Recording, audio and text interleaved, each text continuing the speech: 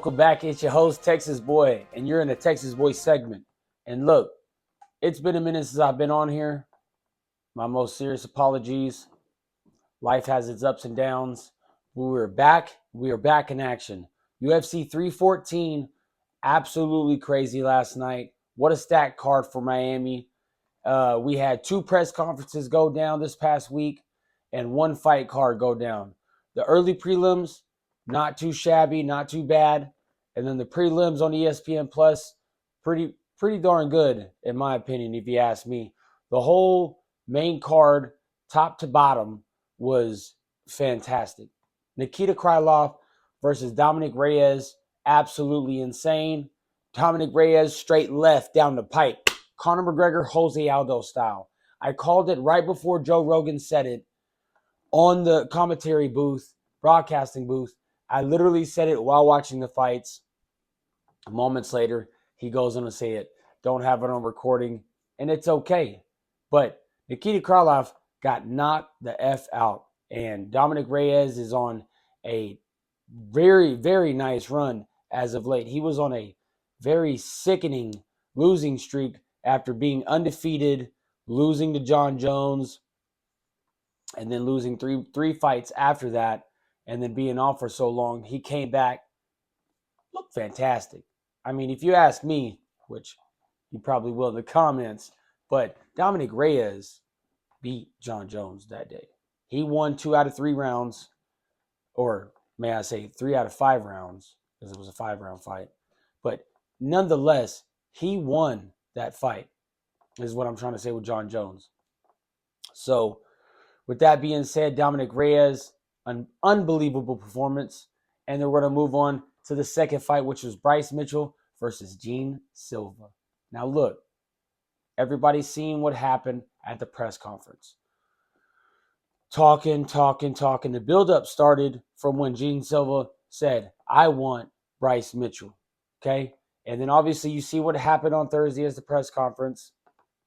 Madness. I put a lot of dogs down in my day. Well, I got to give you the utmost respect, Bryce Mitchell, because you went out there and you didn't try to, hug it out until the end. At the beginning, you stood up like a man and you put it on him, and you really held your own. Unfortunately, you got caught, you got trapped, and you got put out, and you got put to sleep. So maybe while you take that rest, we could put all that Hitler stuff to rest as well, because that guy, very bad guy. So unless you don't want to be on that side of the fence anymore, put that to bed just like you went to bed. And moving on, Bellator's featherweight champion, bantamweight champion, former champion, Patricio Pitbull, absolutely sickening performance. This man has put on, one of the best performances I've ever seen in Bellator, knocking out Michael Chandler. Okay? After Michael Chandler does first round, he does the most upsetful thing and bang, knocks out Michael Chandler. Michael Chandler is his poster boy for Bellator. He comes in straight dominance. Okay? So what I don't understand is why he had this lack of performance. You know what I mean? You could say he wasn't ready for the big time. You could say it got to him. All those things result in being in the Premier League of the UFC. So it's not this, and this. It's accumulation of a little bit of everything, but it's being in the UFC, fighting who he fought. Okay? Pantera is not some dude that you just finna come in and slack on. Okay? Yair Rodriguez is something unseen before in the featherweight division. Like Max Holloway, he's got the volume, he's got the pedigree, but Yair's got this style, you just can't really figure it out. You really can't figure this guy out. And he put on a dominant clinic against Patricio Pitbull. So shout out to Yair Rodriguez for that fight. It was a fun fight to watch as a fan, and I really hope he gets the title shot next, because obviously, as we'll get to it, the main event was a featherweight championship for the vacant featherweight championship. may I say, because Ilia Topuria has moved up to 155 as he claims. Now, the co-main event. Conor McGregor came out and said that he is putting money, I think 500,000, 350,000, something large, on Michael Chandler to KO Paddy Pimblett. What is absolutely insane is that they're both Europeans. So why would a European that wanted to fight an American go against another European that's fighting the American that he was supposed to fight when he pulled out? So now that we know Conor's not coming back, but he is back on the betting sports, losing at that, why would he back an American and not his own? Crazy. If you want to ask me, I really believe with this dominant performance over Michael Chandler, which sets him back, okay, he might even get, Dan Hooker might even get his rematch, because I believe that fight was a fluke. Michael Chandler has, let me back up for a second. Michael Chandler has lost every single fight since his first fight in the UFC. Let's talk about that for a minute. He has lost every single fight since the first fight in the UFC that he's had, which was Dan Hooker, who he beat, which was a fluke because he got lucky. Left hand, follow-up shots. That's a wrap. The fight's over. Michael Chandler, washed up, okay? Everybody in the top 5 that has, Gaethje, Dustin, Oliveira, he hasn't fought Arman Sarukian yet. And he beat Fiziev. Or Gaethje beat Fiziev. But Michael Chandler has lost to all those guys. You know what I mean? Like, Gaethje's an animal. Dustin's an animal. Oliveira's an animal. And he hasn't fought. And then Gaethje's probably going to fight Islam or Topuria. And then you got Paddy here, who they want to put up against Charles Oliveira. But hear me out for a minute. Don't do that. If you're going to have Conor come back, make Conor fight Paddy Pimblett. If you want Paddy Pimblett, who is a European just like Conor, but from Liverpool, England, and Conor's from Dublin, Ireland, if you want to have that European become a superstar just like Conor McGregor, you need to have him fight him. And he needs to beat him in spectacular fashion, just like he did Michael Chandler. That needs to happen, okay? And if that doesn't happen, he won't be a superstar like McGregor. He might be here, but he won't be here, nor will he surpass him.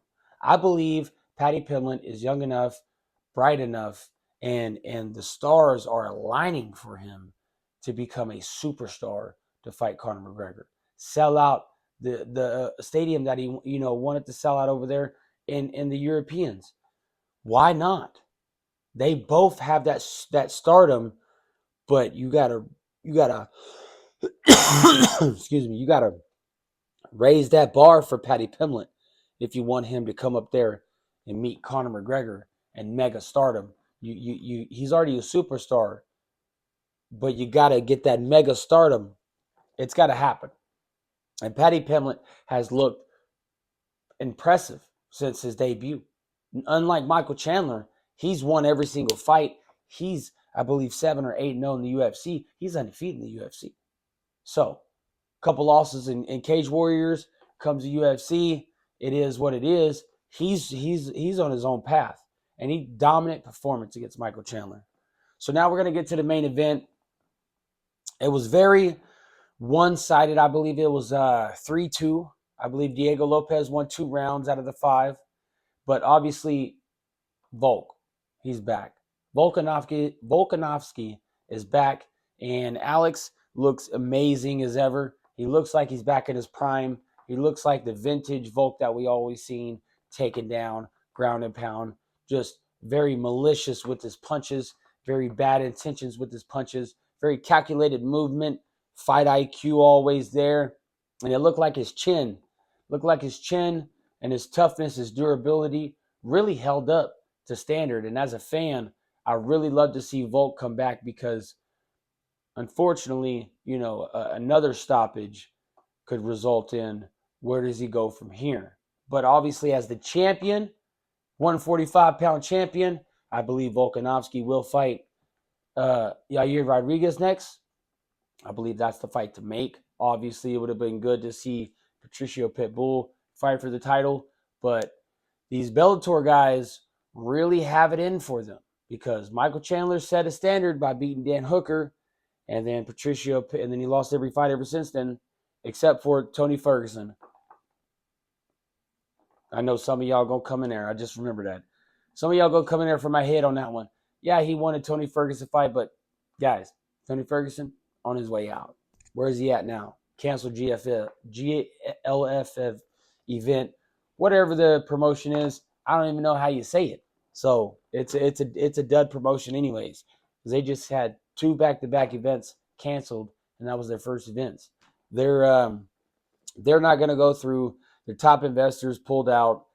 Fighters that signed the contracts, that already signed the contracts, they're going to be suing them for breach of contract, try to get their money, this, that, and the third. So it's a whole downfall event. People just try to do the steps that UFC does, and it can't happen, won't happen. UFC is the premier. UFC is the top of the sport. Anyways, I'm going to be back on here doing videos all the time. I hope you like, subscribe, and stay in Texas Boy Nation because I'm here, Texas Boy. Until next time, I'm out. UFC 314 was a blast. Hit that subscribe button. Share my channel and everything. Let everybody know the best is here. You know what I mean? The best covering MMA is right here. And I intend on proving that throughout the years. So thank you guys for your support. And until the next video, I'll see you. Peace.